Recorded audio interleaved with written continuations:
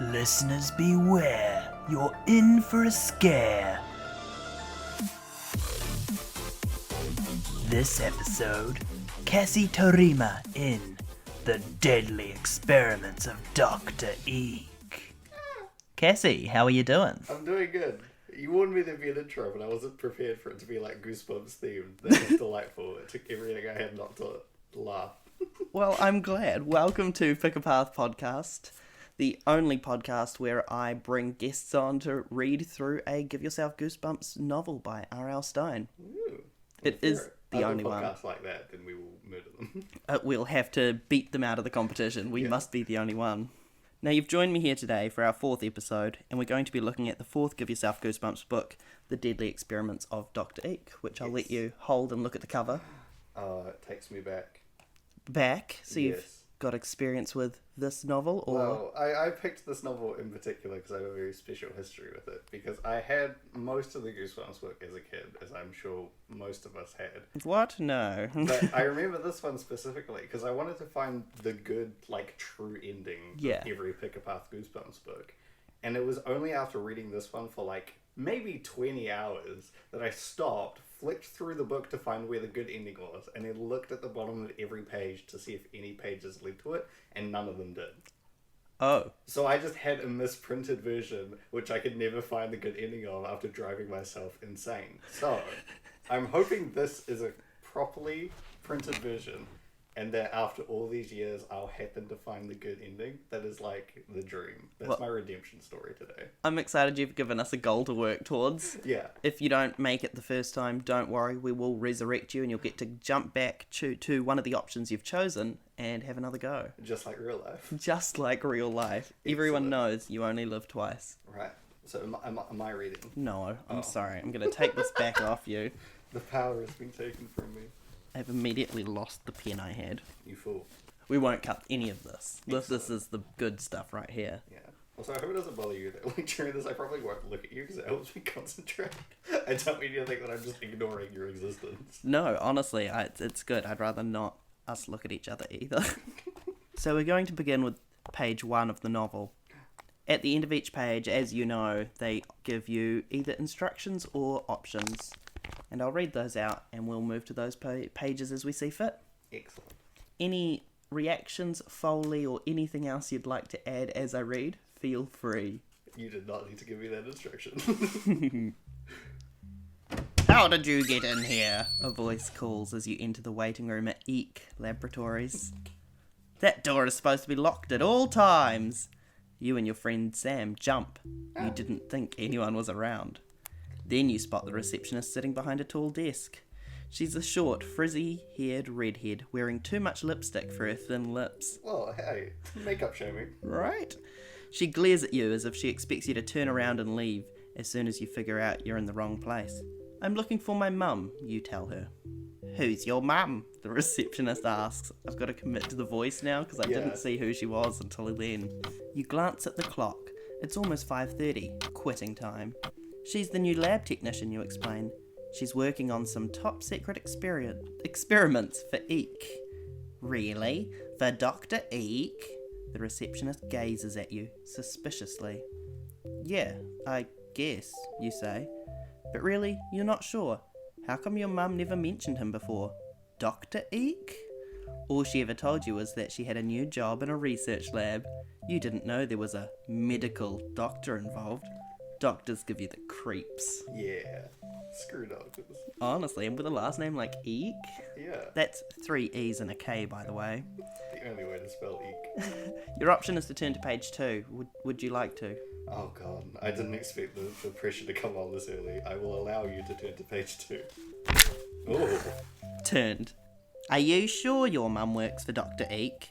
The receptionist grills you. She raises an eyebrow. Her eyebrows give you the creeps. In fact, this whole place gives you the creeps. From the minute you stepped off the elevator on the 19th floor, there were no signs of life.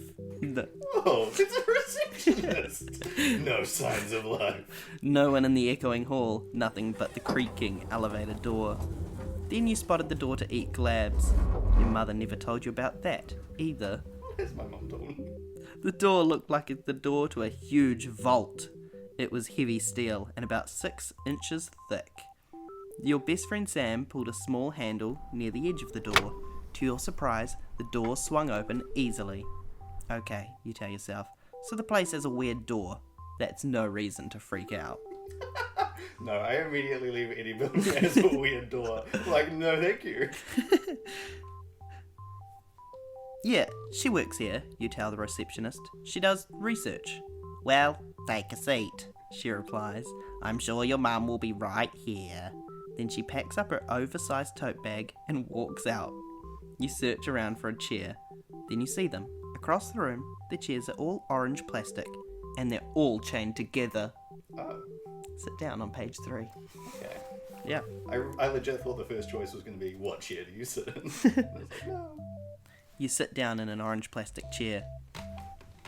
But Sam doesn't. He starts roaming around the waiting room. So what movie is your mum going to take us to? Sam asks. Yep, that's Sam. You shrug. Who knows? But remember, Sam, we promised my mum you wouldn't act too wild here, you warn with a grin. Yeah, he says, like he really cares. He wanders over to the receptionist's desk. He picks up a glass of clear liquid that's sitting there. It's probably just water, but... Hey, don't drink that, you cry. But before you can stop him, he drinks it down. Sam drains the glass in one gulp. Then he whirls around to face you. Sam, don't fool around. This is a science lab. He starts to answer, but suddenly his face turns white. He clutches his throat and gasps. Then the veins on his neck start to pop out.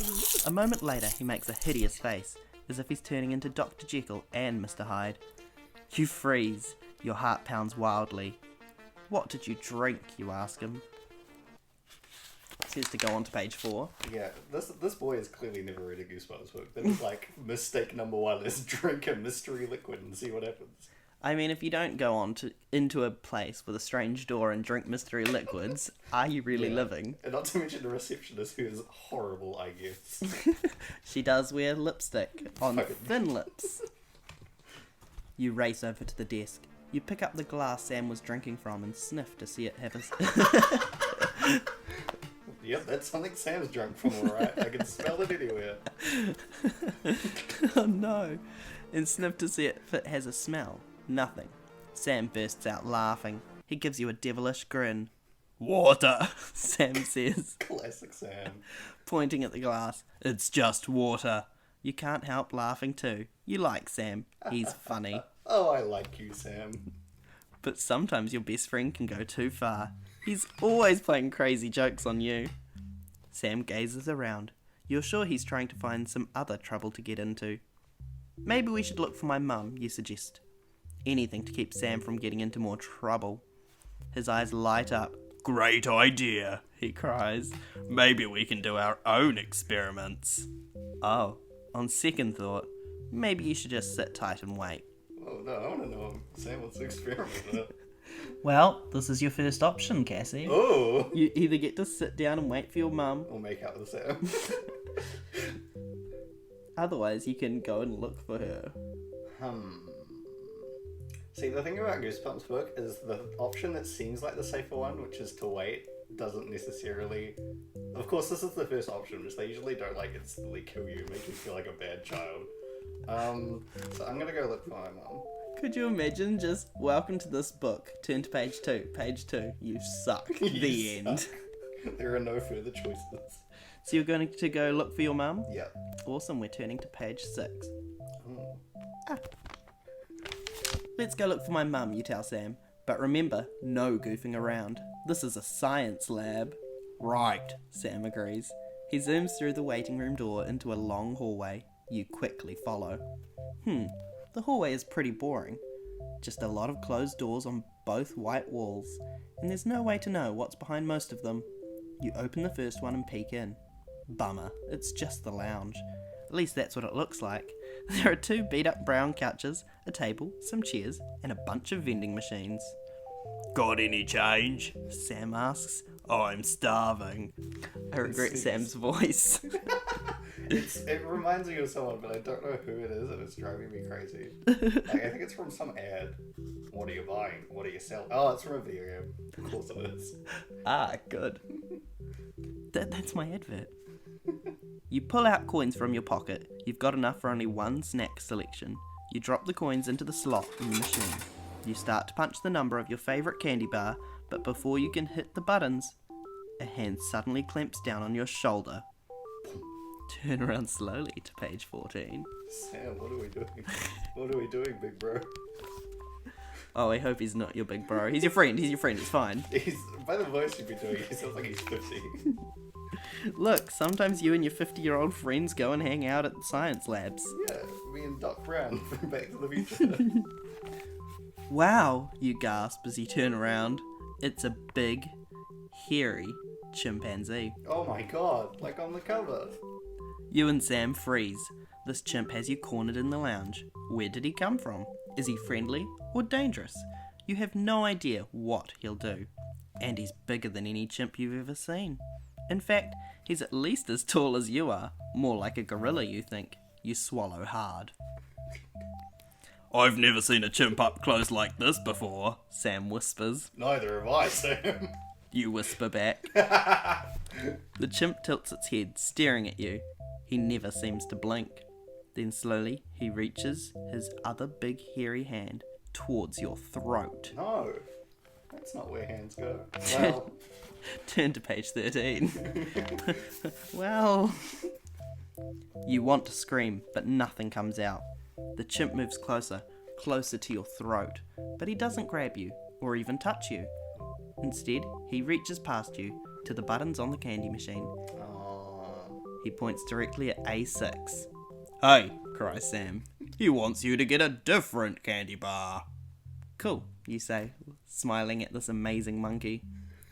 But is it okay to give candy to a chimp? Before you can decide, Sam pushes the buttons for A6. damn it, Sam. I was supposed to make the choices on this book. A chocolatey, peanutty thing drops into the slot. Avoiding copyright. Well done, RL. Yeah. Also the title of my sixtape. A chocolatey, peanutty thing Drops into the slot. Sam quickly unwraps the candy bar and hands it to the chimpanzee. His monstrous teeth chomp down, hard, on the candy. He finishes it in 2 bites and then pats you on the head. A moment later, he motions for you to follow him. Come on, let's see what he wants, Sam cries. I like how in this book of making choices to survive, the first time a genuine threat appeared, that there were no decisions to be made, and it all just played out by itself.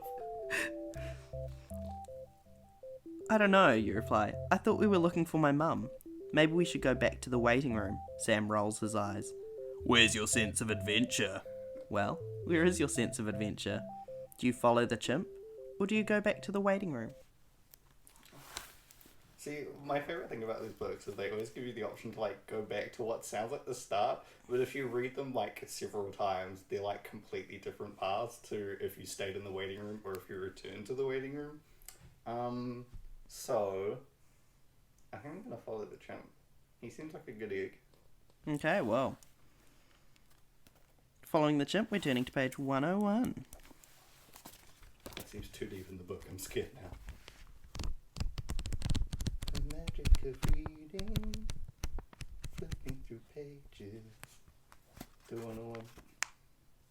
You are the 101. You follow the chimp. He leads you quickly down the gleaming white hallway. Oddly enough, he seems to know exactly where he's going. When the chimp's not watching, Sam stoops over. He copies the chimp's lumbering scamper. Ooh, ooh, Sam cries, scratching his underarms and making chimp faces. That's not cool, Sam. Right? The chimp turns around and catches Sam at it. He glares at both of you. Weird, you think. You know chimps are supposed to be smart animals, but the gleam in this one's eyes. Frankly, you think, he looks smarter than Sam. Got him. At last you come to a door. The chimp opens it and makes a sound. It sounds kind of like EEK. Eek. What's in here, you wonder? You step through the door into a large laboratory. Sam follows right behind. Inside, a tall man wearing a lab coat writes on a clipboard. He whirls around. He glares at you with intense dark eyes. Who are you? He demands loudly. What are you doing here? Explain who you are on page 122. Listen, mate, I came to see my mum. I was in the waiting room. We were like, let's go to my mum. And then this giant chimp got a chocolate bar and told us to all of them. I don't know what's so strange about this. You try to stay cool, even with the scientist glaring at you. I'm sorry, I'm just going to correct you there. I do stay cool. I'm never not cool. You successfully stay cool, even with the scientist glaring at you. You introduce yourself and Sam to the man. You reach out to shake his hand. Grown-ups usually like that. Usually. Ah, yes, the man says, squeezing your hand a little too tightly. I know your mother well, a brilliant scientist. You smile proudly. The chimp tugs on the sleeve of the man's lab coat, trying to get his attention. He makes some signs with his hands. You can't figure out what he's trying to say, but it seems to be a kind of sign language. The man nods, as if he understands. I am Professor Yazark, one of Dr. EEK's assistants. I'm gonna go with Yazark. It's Y-Z-A-R-K. Yeah, that's Yazark. Cool. For sure. Definitely. I see you've met Oscar. He nods towards the chimp. Why is the chimp the only one with a normal name? Would you care to take a look at our work? He leads you and Sam to a wall of windows. You both peer through. Wow! Wow! Sam gasps. Take a closer look on page 53. Ooh. It's wall of windows. Wall of windows. I hope there's something behind those windows, otherwise that's kind of a boring expedition. Right? You're just looking outside. Look at our work. Look at those clouds. Clouds are made of science, you know. Made of science. So I'm scared of the way that he said he knows my mum and like very well. Like, is this guy fucking my mum? He didn't make you call him Dad instead of Yazark, I guess. Please, call me Dr. Daz. Still Doctor. Yeah, of It's course. a title. He didn't go to medical training school for 10 years to be called Mr. Yazark. Mr. Dad. Your mouth falls open as you stare through the lab window. To your amazement, the lab is filled with chimps. Whoa. But they're not just monkeying around. They're doing cool things. Playing checkers, painting pictures and reading books. Look, Sam says. Those two chimps are playing video games. Wow. Can you believe their scores? Look at the scores on the video games. R.S. Stine is definitely an avid gamer in the name. What kind of research are you doing in here, you ask Professor Yazark. Studying the brains of chimpanzees, he explains. Chimps are very smart. And physically, they're a lot like people. There is much we can learn from them. Oscar gives him a nudge, a hard nudge, as if he wants something. The professor jumps a little. Then he turns to you. Oscar is wondering if you'd care to go inside, Professor Yazark says. He nods towards the next room to see the research. Up close. Sure, Sam cries. Can we play video games? Oscar would like that very much, Professor Yazark replies with a strange smile. What's he smiling about, you wonder? Come on, Sam urges you. What are you waiting for? Do you go into the room with the chimps? Or do you think of an excuse not to? So here's the thing. I trust Oscar so far. He's the one normal person, it seems like, so far. But in these books, there's always the idiot friend who's with you, and whatever they want to do usually gets you killed. And Sam wants to go in there and play video games with the chimps. So I'm gonna think of an excuse not to. Good on you. Also, I'm such a huge nerd, because when you, asked that question, I was like, I'm gonna roll an insight check. And I was like, that's not what we're doing. Right, it wasn't until the first special edition book that they made you use dice when reading it. Oh, it's the other books where you roll dice. Yeah. Oh. I remember one where it's like you can pick items and you have to remember what items you have. And I'm like, I'm just going to pretend I have the item on every page I need it. Of course I have this item. Oh, it leads to me dying? I did not have that item. So we're turning to page 108 to think of an excuse not to go into the cage. How about the excuses I'm a child who shouldn't be left alone with chimpanzees? Sorry, I've already given Oscar a chocolatey peanutty thing, and I don't think I should be allowed with the others. This is honestly, this is spoiling scientific results. This shouldn't be allowed.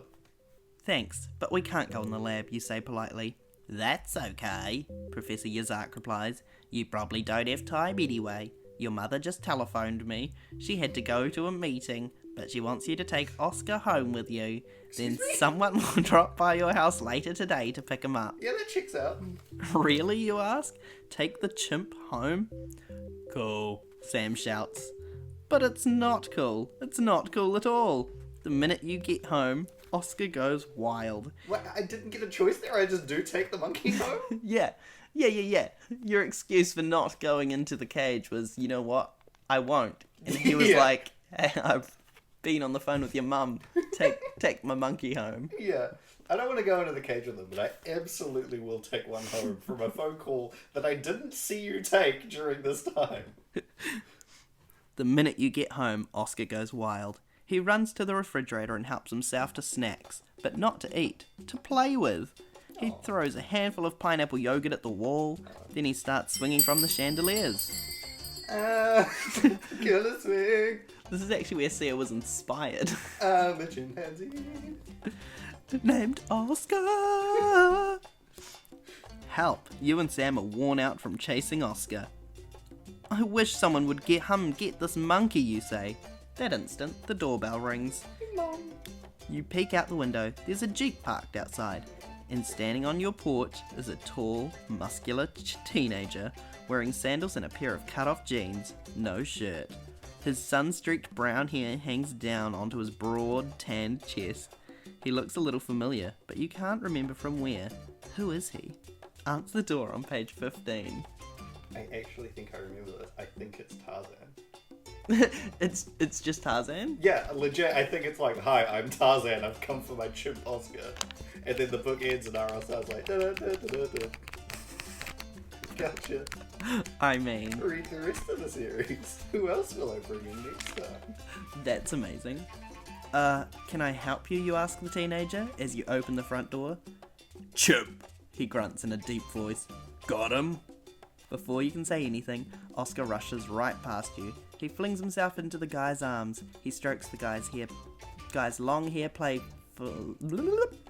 He strokes the long guy. What long thing does he stroke? Before you can say anything, Oscar rushes right past you. He flings himself into the guy's arms. He strokes the guy's long hair and playfully pats him on the face. Then the two of them start making chimp sounds, as if they know each other. I for sure you were going to say making out. I was ready to read making out. Because it's like, then the two of them start make, and it's hyphenated, and the rest of it's on the next line. Fun. In chimp sounds, as if they know each other. Thanks, the guy says, flashing you a smile. All at once, he vaults over your porch railing with Oscar in his arms. He leaps into his waiting Jeep and drives off. Wait, you scream, running after them. This can't be the guy the professor sent, can he? Then you see the guy's license plate. It's one of those vanity plates, the kind that spells out a sentence or a word. You stare, mouth hanging open at the simple black letters. No one is going to believe this, you realise. Not when you tell them the chimp was picked up by a tanned, half-naked guy who grunted and drove a car with a license plate that read, Tarzan. I called it! I remembered! Nah, don't even think it. No way. Couldn't be. Could it? The end. Troy, I think that's the one true ending. The one true ending? I think that's the ending I was trying to get all those years ago. I think I've finally come full circle. This is a transcendent moment for me. I love that for you. Congratulations. You Tarzan took the chimp. Is that a good ending? I guess so, because nothing bad happened to me. That's true. And it sounds like the Oscar had a good ending, and so did Tarzan. And presuming that is the person the scientists were, like, nobody had a bad thing happen to them. That's true. I mean, we didn't mention Sam other than he was exhausted from watching Chandelier. Yeah.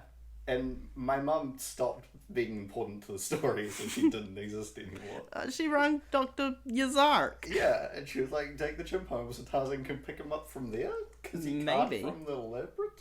Maybe she was trying to set you up with Tarzan. Ooh.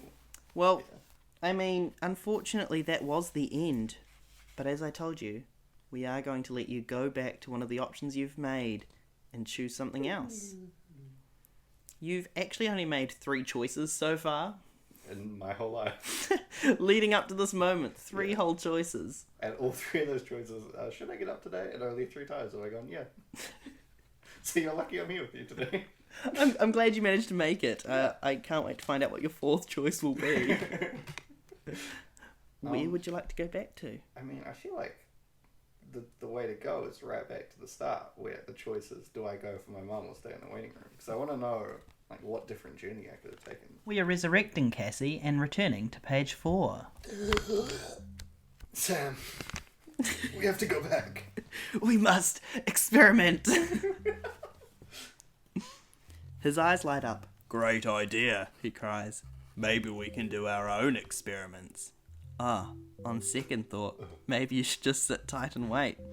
So this time, instead of going to look for your mother, you're going to stay and wait. Correct. I want to learn more about this receptionist. The receptionist left before you even got a choice to make. Oh, maybe she'll come back. Turn to page 11. Let's not mess around, you say to Sam. We should wait for my mum.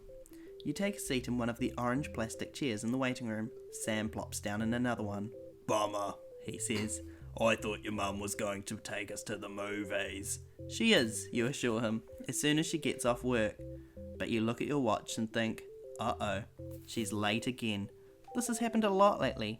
You hardly ever see your mum since she started working at EEK Labs. She spends more and more time at the lab. When you complained about it this morning, she apologised and gave you a big hug.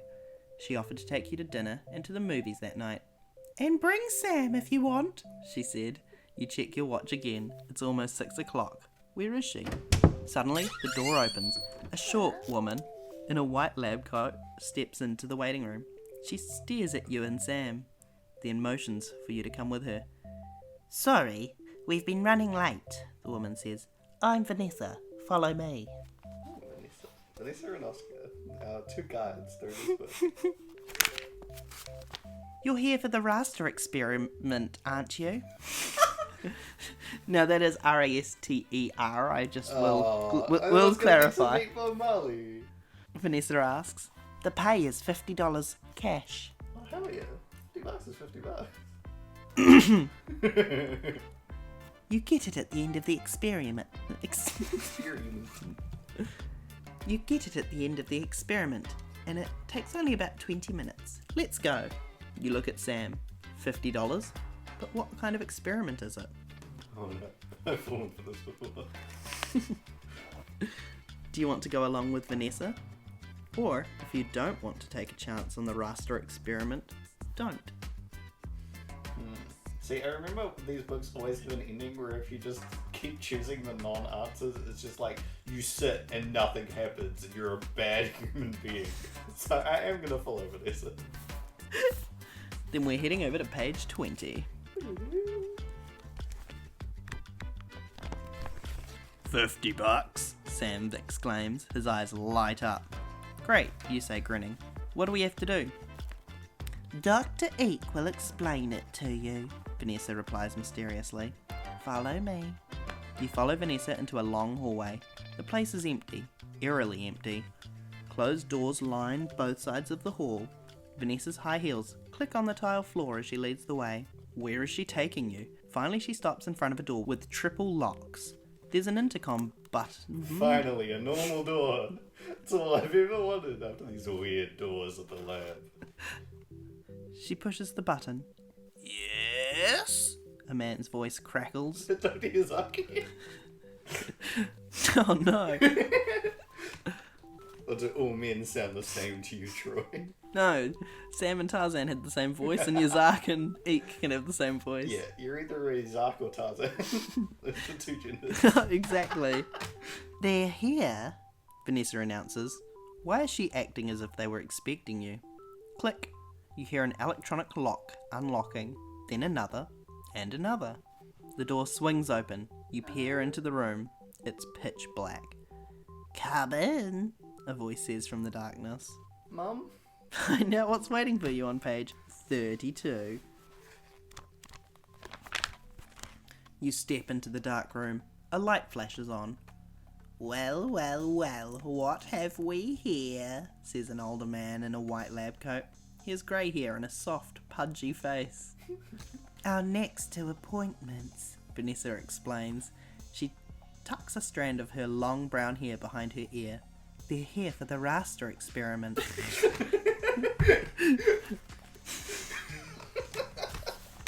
Got him. Really? Really? The man says. He pushes his wrinkled face right up to within an inch of your nose. He stares you in the eye. You try to gaze away. There's something odd about him, about one of his eyes. It looks as if his right cheek has been pulled up to meet the eye and has been stapled there. Oh. It gives him a weird squint. Then you notice something else. His lab coat is on backwards. Oh, silly Dr. Ruster. I'm Dr. Eek. Oh, we found him! Are you sure you're here for the raster experiment? The man asks. Yeah, definitely, Sam insists. What do we have to do? That all depends, Dr. Eek says with an evil-sounding laugh. What are you willing to do? Anything. Anything for you, Dr. Eek. Decide on page 64. Also, I love a doctor with a hint for theatrics. He walked into the room and it was pitch black. So he was just sitting in pitch black and be like, it's gonna get him real good when they show up. And I'm like, light. Got him, and my lab coat's backwards. The real science is electricity. It wasn't the clouds at all. Dr. Eek is too weird, you decide. You start to back out of the room, but Sam still has dollar signs in his eyes. Where are you going? Sam whispers to you. Out of here, you declare. No way, he insists. I'm staying until I get the money. Dr. Eek grins. He can tell you are having second thoughts. How bad can it be? Sam mutters under his breath. I mean, seriously, your mum works here. It's gotta be a safe place, right? You nod half-heartedly. But where is your mum anyway? That's a really good question. As if he could read your mind, Dr. Eek speaks up. Actually, he says, I'm not sure you're right. For the raster experiment, I think you two are more suited to something... He lets his voice trail off. Else, he finally says. This sounds worse every minute. Do you do whatever Dr. Eek tells you to do? Or do you chicken out? Do we trust Captain Backwood's lab coat? I mean, check it out seems quite strongly worded. Right. I mean, I definitely don't trust him, but we've already gotten the good, safe ending, so now I want to die. I want to live the true Goosebumps experiment, where it's like a wolf licks your face and it flies off into the sun. So I'm going to trust anything that Dr. Eek says. We're heading over to page 25. Lead me, Captain Stapleface. For a second I was like, why are you calling me that? Oh, right. Dr. Eek. Oh, my good friend Joy, also known as Captain Stapleface. Okay, you give in. We'll do it. What do we have to do? Dr. Eek just smiles slightly, then he motions for you to follow him. This way, he orders. He leads you down a long hall with doors on both sides. He stops short at a door painted green. What's in there? You whisper to Sam. I don't know, Sam says. Some kind of experiment, probably. Yeah. I don't know when it started, but I'm now imagining Dr. Eek walking like, what's the Octodad? Oh, He's perfect. just flopping all over the place. He's like, this is how normal people walk. I remember when I was a young human, interested in doors painted green. You'll grow out of it. We all did. Yeah, probably, you think, until Dr. Eek pulls open the door, and you turn to page 56. So many choices. So little time. Goosebumps. Wait, let's say that in the key of two bros. Sitting in a hot tub. 5 feet apart because they're chimpanzees. Oh, hey, it's a restroom, you cry. Uh-oh. Here, Dr. Eek says, handing you a bucket and mop. Clean up. Clean up, you exclaim. Correct, Dr. Eek says. Floors, sinks, all of it. I want it all scrubbed and spotless before you leave. Then he marches out of the room. Clean sinks? He wants you to clean sinks? Then you and Sam glance around. Weird, you mutter. Look at all those sinks. There are so many sinks in the bathroom. They're so high. Sam exclaims. They're almost 8 feet off the ground. Uh-oh. I wonder what kind of guy needs a sink that tall, you ask. An instant later, the door opens. A humongous 12-foot tall kid, a kid your age, stomps into the restroom. "Hi!" he says in a booming voice. Then he notices you staring at his height. "Yeah, I know," he groans. "I'm a freak. Oh. Dr. Eek did this to me. But you guys are lucky. You get to clean sinks. Whatever you do, don't do the raster experiment." Clean sinks, you think again. Hey, gladly, any day. And when you're done, you can wash your hands of this whole creepy mess. The end. Wow, I got two kind of good endings, I guess. Yeah, you survived. Yeah. At no point were you viciously mauled or attacked. The No. deadly experiments of Dr. Eek turned out to not be as deadly. Yeah, I'm a little upset. I wanted the ending where, like, something that's always been inside of me bursts out and kills me. And it's like, you never saw that coming, did you, silly reader? That's the thing. It's actually going to happen when you leave here today. You're going to walk home and it's just going to come from inside you. That's so exciting. Yeah. I feel like I remember one, it might have been a different book, but you die from, like, eating peanut butter and jelly. I'm like, no, my one weakness. It might be Beware the Purple Peanut Butter. Maybe. Yeah. I think they just had, like, similar colours on the cover, so I was like, Yeah. it's the same book.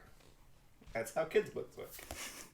So, Cassie, thank you so much for joining me here on Pick a Path podcast. Thank you for having me. You've got to do a let's play of a book. Yeah. The Deadly Experiments of Dr. Eek. What did you think? I had a good time. It was a real, like, blast from the past. Like, I remembered a lot of, like, how those books are set up. Like, the fact that you have a parent and they're just, like, ominously in the background and never appear because that would mean safety for you, a child. The only time your parent, shows up is when they're like, I was a werewolf all along. Right. Don't go into my basement, I swear. I will get you. Yeah, I'm a werewolf and not just kinky. Don't go in the basement. Please. Child, please. Cassie is an actor, comedian, writer, and so much more. They've appeared in our stage show Yesterday in Space, in our interactive film From Top to Bottom, and here on this podcast today. And we hope you join us again soon for another episode of Pick a Path podcast. Spooky. Thank you. Thanks for listening to Pick a Path podcast. Episode 5 will be Emmy Wilson in Night in Werewolf Woods. Subscribe everywhere that podcasts are available and to the SPLITelevision Productions YouTube channel. Thanks!